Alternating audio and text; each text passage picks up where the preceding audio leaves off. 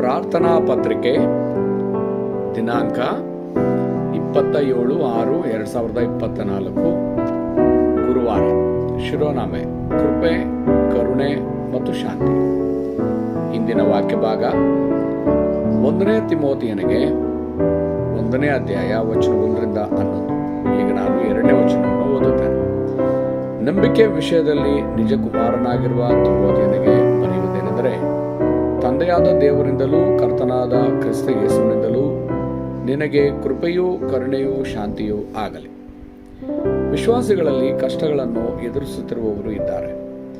ಅವರು ಕಷ್ಟಗಳನ್ನು ಅನುಭವಿಸುತ್ತಿದ್ದಾರೆ. ಯಾಕೆಂದರೆ ಸತ್ಯವೇದದಲ್ಲಿ ಕಂಡುಬರುವ ಉತ್ತರಗಳನ್ನು ಅವರು ಸ್ವೀಕರಿಸಬೇಕೆಂದು ದೇವರು ಬಯಸುತ್ತಾನೆ. ಆ ಉತ್ತರಗಳಿಲ್ಲದೆ ಜಗತ್ತನ್ನು ಉಳಿಸಲಾಗುವುದಿಲ್ಲ ಮತ್ತು ಅವರು ತಮ್ಮನ್ನು ತಾವು ಉಳಿಸಿಕೊಳ್ಳಲು ಸಾಧ್ಯವಿಲ್ಲ. ಹಾಗಾದರೆ 24 ಗಂಟೆಗಳ ಪ್ರಾರ್ಥನೆ ಎಂದರೇನು? ಇದು ಮುದ್ರಿಸಲ್ಪಡುತ್ತದೆ, ಬೇರೂರುತ್ತಿದೆ ಮತ್ತು ಸುವಾರ್ತೆಯ ಸ್ವಭಾವವನ್ನು ಹೊಂದುತ್ತದೆ. ಪರಿಣಾಮವಾಗಿ 25 ಗಂಟೆಗಳ ಪ್ರಾರ್ಥನೆ ಮತ್ತು ಶಾಶ್ವತತೆಯ ಉತ್ತರಗಳು ಬರುತ್ತವೆ. ಸಭೆ ಸೇವಕರು 237 ರಾಷ್ಟ್ರಗಳು, ಗುಣಪಡಿಸುವಿಕೆ, ಉತ್ತುಂಗ ಶಿಖರ, 3 ಅಂಗಳಗಳು ಮತ್ತು 1,000 ಕಾವಲು ಬುರುಜಗಳೊಂದಿಗೆ 24 ಗಂಟೆಗಳ ಪ್ರಾರ್ಥನೆ ಮಾಡಬಹುದು. ಅವರು ನೆಫಿಲಿಮ್ ಚಳುವಳಿಯನ್ನು ನಿಲ್ಲಿಸಬೇಕು, ಸಭೆಗಳು ಮತ್ತು ರೆಮ್ನೆಂಟ್ಸರನ್ನು ಉಳಿಸಬೇಕು ಮತ್ತು ಸುವಾರ್ತೀಕರಣ ಚಳುವಳಿಯನ್ನು ಕೈಗೊಳ್ಳಬೇಕು. ಇದಲ್ಲದೆ ಅವರು ಸುವಾರ್ಥ ಬೋಧಕರನ್ನು ನಿಜವಾದ ಕುಟುಂಬ ಸದಸ್ಯರೆಂದು ಪರಿಗಣಿಸಬೇಕು. 1 ತಿಮೋಥೆ 1:2. ಪ್ರವಚನ ಪೀಠದ ಮೂಲಕ ದೇವರು ತಮ್ಮನ್ನು ಆಶೀರ್ವದಿಸುತ್ತಿದ್ದಾರೆಂದು ಸಭೆಯ ಅಧಿಕಾರಿಗಳು ತಿಳಿದಿರಬೇಕು ಮತ್ತು ಅವರು 1,000 ಕಾವಲು ಬುರುಜಗಳನ್ನು ಮತ್ತು ದೇವಾಲಯವನ್ನು ಸಿದ್ಧಪಡಿಸಬೇಕು. ಅದು ಹೇಗೆ ಸಾಧ್ಯ? ಇದು ಕೃಪೆ, ಕರುಣೆ ಮತ್ತು ಶಾಂತಿಯಿಂದ ಮಾತ್ರ ಸಾಧ್ಯ. 1ನೆಯ ಅಂಶ, ಪಾಪಗಳ ಶಿಕ್ಷೆಯ ಬದಲಿಗೆ ಕೃಪೆಯ ಸುವಾರ್ತೆಯನ್ನು ಬೋಧಿಸಿ. ಅವರು ಅದನ್ನು ಮಾಡಬೇಕು, ಏಕೆಂದರೆ ರಕ್ಷಣೆಯು ಸ್ವತಃ ಕೃಪೆಯಾಗಿದೆ ಮತ್ತು ನಂಬಿಕೆಯೂ ಸಹ ದೇವರ ಕೊಡುಗೆಯಾಗಿದೆ. ಪಾಪಗಳನ್ನು ತೀರಿಸಲು ಧರ್ಮವನ್ನು ಆಚರಿಸಲಾಗುತ್ತದೆ, ಆದರೆ ನಂಬಿಕೆ ಮೂಲಕ ಸುವಾರ್ತೆಯನ್ನು ನಂಬಲಾಗಿದೆ. ವಿಪತ್ತುಗಳು, ಕತ್ತಲೆ, ಸೈತಾನ ಮತ್ತು ನರಕದ ಹಿನ್ನೆಲೆಯನ್ನು ಯಾರೂ ಜಯಿಸಲು ಸಾಧ್ಯವಿಲ್ಲ. ಮೂಲ ಪಾಪದಿಂದಾಗಿ ಜನರು ಶಾಶ್ವತವಾದ ಖಂಡನೆಗೆ ಒಳಗಾಗಿದ್ದಾರೆ ಎಂದು ಧಾರ್ಮಿಕ ಜನರಿಗೆ ತಿಳಿದಿಲ್ಲ. ಆದಿಕಾಂಡ 3ನೇ ಅಧ್ಯಾಯ, 6ನೇ ಅಧ್ಯಾಯ ಮತ್ತು 11ನೇ ಅಧ್ಯಾಯ. ಅದಕ್ಕಾಗಿಯೇ ಸಭೆ ಅಧಿಕಾರಿಗಳು ಕೃಪೆಯನ್ನು ತಿಳಿಸಬೇಕು ಮತ್ತು ಇತರರಿಗೆ ಬಲವನ್ನು ನೀಡಬೇಕು.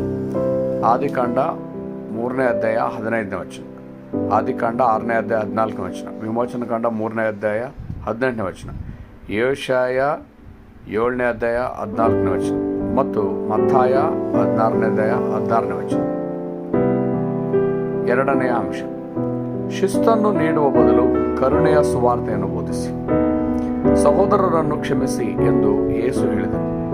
ಆತನು ತೆರಿಗೆ ವಸೂಲುಗಾರನ ಮನೆಯಲ್ಲಿ ಊಟ ಮಾಡಿದನು ಮತ್ತು ವ್ಯಭಿಚಾರ ಮಾಡಿದ ಮಹಿಳೆಯನ್ನು ಕ್ಷಮಿಸಿದನು. ಆತನು ಅಸ್ವಸ್ಥನನ್ನು ಪುನಃ ಬದುಕಿಸಿದನು ಮತ್ತು ಹಿಂದಿರುಗಿದ ತಪ್ಪಿ ಹೋದ ಮಗನ ದೃಷ್ಟಾಂತವನ್ನು ಹೇಳಿದನು. ಧರ್ಮಶಾಸ್ತ್ರದ ಪ್ರಕಾರ ಇಸ್ರಾಯೇಲ್ ಪ್ರಾಯಶ್ಚಿತ್ತ ದಿನವನ್ನು ಸ್ಥಾಪಿಸಿತು, ಆದರೆ ಕ್ರಿಸ್ತನು ಎಲ್ಲರನ್ನು ಕ್ಷಮಿಸಿದನು ಮತ್ತು ಜೂಬಿಲಿ ವರ್ಷದಲ್ಲಿ ಎಲ್ಲಾ ಗುಲಾಮರನ್ನು ಮನೆಗೆ ಹಿಂದಿರುಗುವಂತೆ ಮಾಡಿದನು. 3ನೆಯ ಅಂಶ, ವಿಪತ್ತುಗಳ ಬದಲಿಗೆ ಶಾಂತಿಯ ಸುವಾರ್ತೆಯನ್ನು ಬೋಧಿಸಿ. ಎಲ್ಲ ವಿಪತ್ತುಗಳು ಏದೆನ್ ವನದಲ್ಲಿ ಪ್ರಾರಂಭವಾಯಿತು ಮತ್ತು ನೋಹನ ಸಮಯದಲ್ಲಿ ಮತ್ತು ಬಾಬೆಲ್ ಗೋಪುರದ ಯುಗದಲ್ಲಿ ಪ್ರವಾಹದ ಮೂಲಕ ಮುಂದುವರಿಯಿತು. ಪರಿಹಾರವಿಲ್ಲದೆ ಜನರು ವಿಗ್ರಹ, ಮಂದಿರಗಳು ಮತ್ತು ಧರ್ಮಗಳನ್ನು ಸೃಷ್ಟಿಸಿದರು ಮತ್ತು 6 ವಿಧಿಗಳಿಗೆ ಸಿಲುಕಿದರು. ಅವರು ಬೋಧಿಸುವ ಶಾಂತಿಯ ಸುವಾರ್ತೆಯೊಂದಿಗೆ ಕ್ರಿಸ್ತನು ಅವರಿಗೆ ಶಾಂತಿಯ ಪ್ರಯಾಣವನ್ನು ತೋರಿಸಿದರು. ಕಲ್ವರಿ, ಎಣ್ಣೆ ಮರಗಳ ಪರ್ವತ, ಮಾರ್ಕನ ಮೇಲಿನ ಕೋಣೆ, ಅಂತಿಯೋಕ್ಯ, ಏಷ್ಯಾ, ಮೆಕದೋನ್ಯ ಮತ್ತು ರೋಮ್. ಆದುದರಿಂದ ಪ್ರಾರ್ಥನೆಯ ಮೂಲಕ ಸಭಾ ಸೇವಕರು 7 ಕಾವಲು ಬುರುಜುಗಳನ್ನು ನನ್ನ ಕಾವಲು ಬುರುಜು ಎಂದು ನಿರ್ಮಿಸಿದರೆ ಉತ್ತರಗಳು ಮತ್ತು ಆರೋಗ್ಯವು ಬರುತ್ತದೆ ಮತ್ತು ಅವರು ಉತ್ತುಂಗ ಶಿಖರವಾಗುತ್ತಾರೆ. 7 ಮಹೋನ್ನತವಾದ ಪ್ರಯಾಣಗಳು ವೇದಿಕೆಗೆ ಹೋಗುವ ಮೂಲಕ ಕಾವಲು ಗೋಪುರ ಮತ್ತು ಆಂಟೆನ ನಿರ್ಮಿಸಲಾಗುವುದು.